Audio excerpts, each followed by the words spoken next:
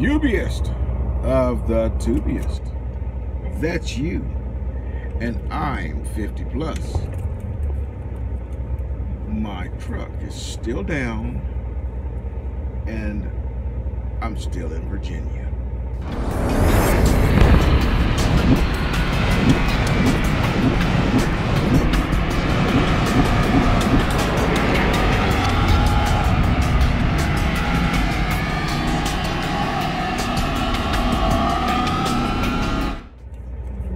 Yes, I am. I'm still here in Virginia, and you know, the nearest airport is like 130 miles away. The other one is in Richmond, which would be over 200 miles away. And you know, the math just doesn't work. I mean, I would have to rent a car to go to the airport, and then it costs too much to do it one way. You have to do it again the other, you know, coming back.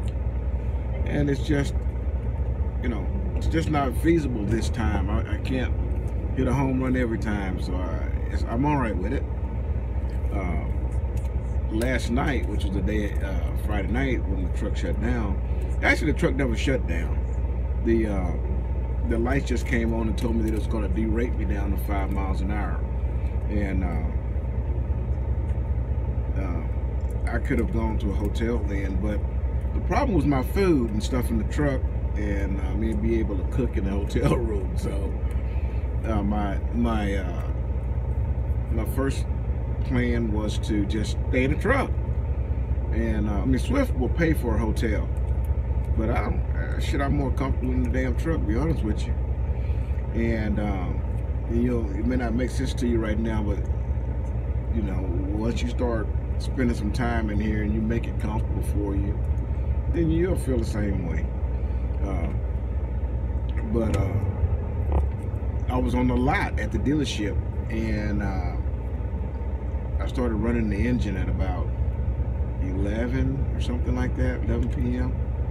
And somebody came out. I thought the place was vacant. Somebody came out and says, "Hey man, you can't spend the night in the dealership parking lot. You got to leave." I'm like, "What? This is a goddamn truck driver, you know, it's a truck parking lot. I mean, truck dealership. I mean, the service department, and you know, you asking us to leave our home. It don't make any sense. You know, sure, you know, I know I wouldn't be able to sleep inside the bay, but not in the parking lot waiting. But that's their rule. So I drove across the street to a truck stop, Bobtail. I left my trailer over there, and it was derate. I could only drive 5 miles an hour. That's it. And that sucked rabbit ass. Trust me.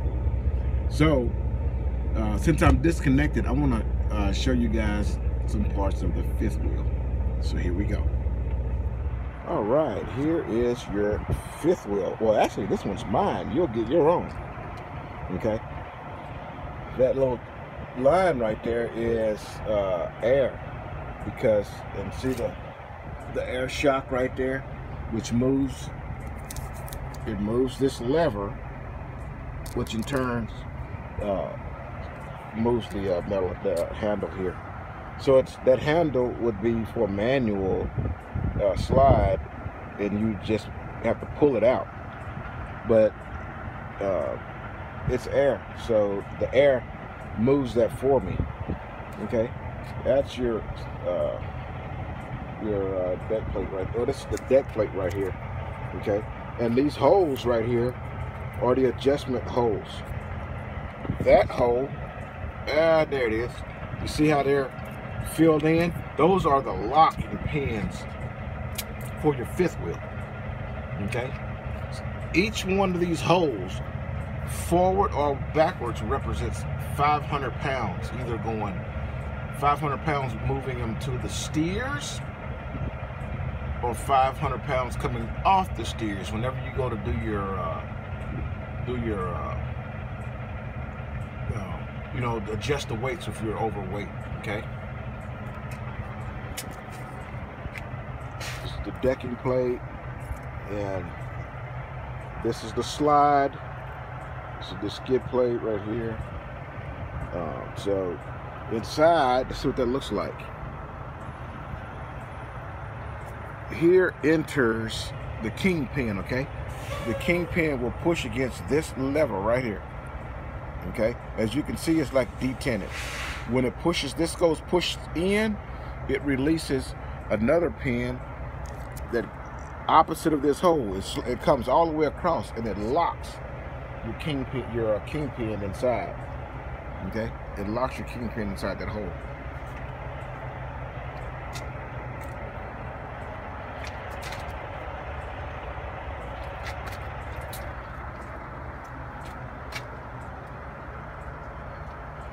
There it is.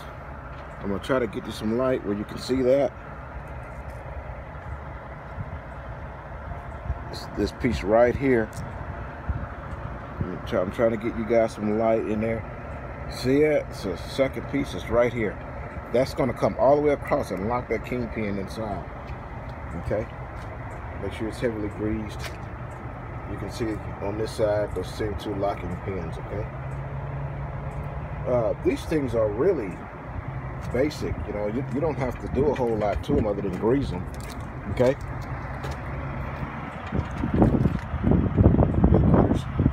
Differential. These parts, by the way, you guys are going to have to learn those whenever you do your test for your DMV. Maybe I'll do that tomorrow. I ain't got a whole lot to do tomorrow. So tomorrow's video is going to be a pre-trip on the tractor, okay? And I'll do the fifth wheel so you guys can know what's going on. But it's pretty interesting. You see the little shock inside? See the little shock right here? That's what moves that handle, okay? And the air is hooked up to it. See the air going to it over there?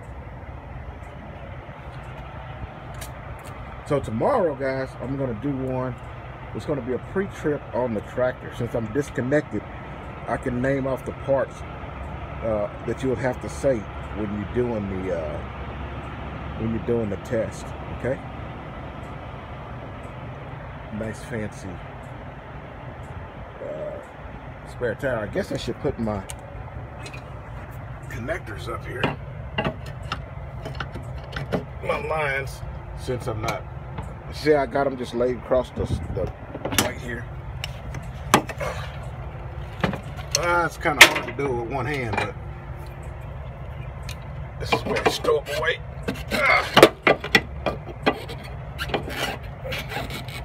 Yeah, one hand is kind of tough.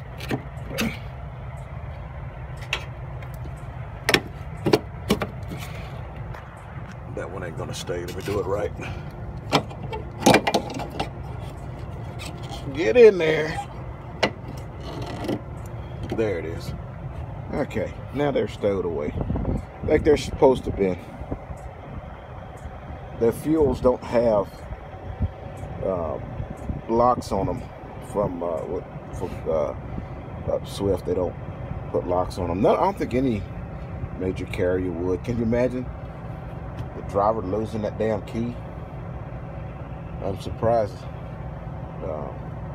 they don't have locking pins, right?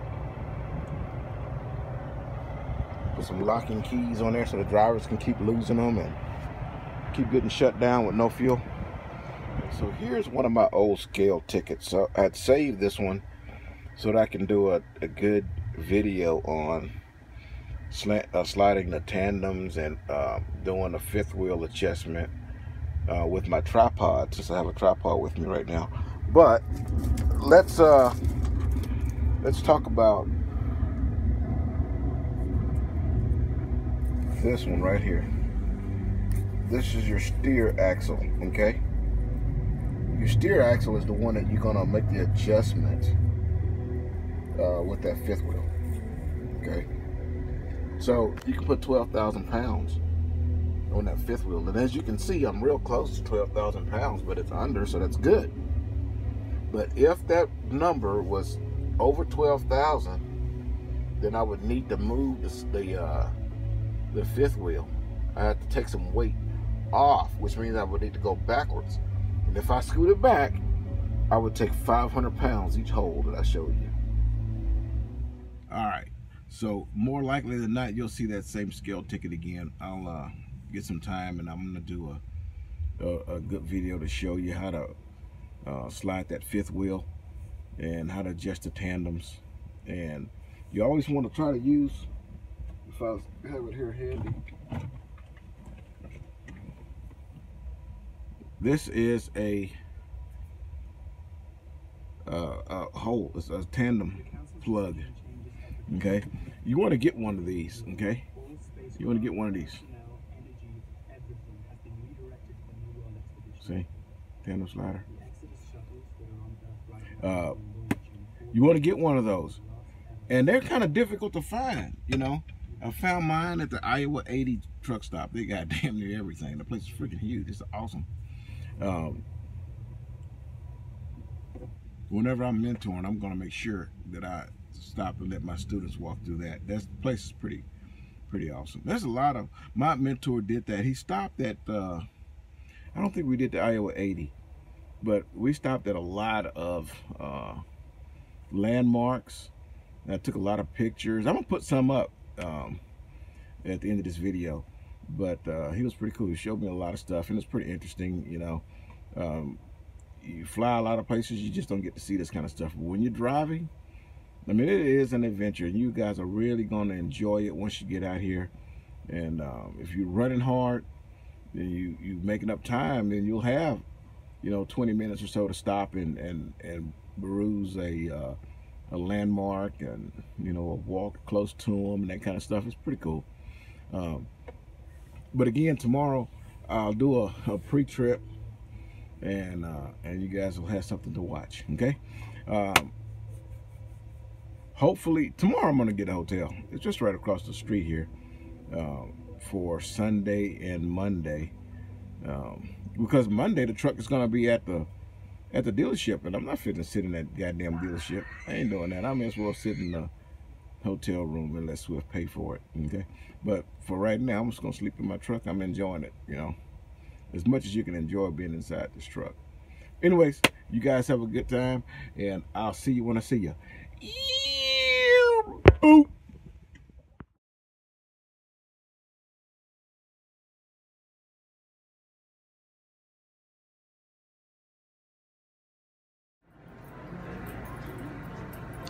I'm at a truck stop in New Mexico.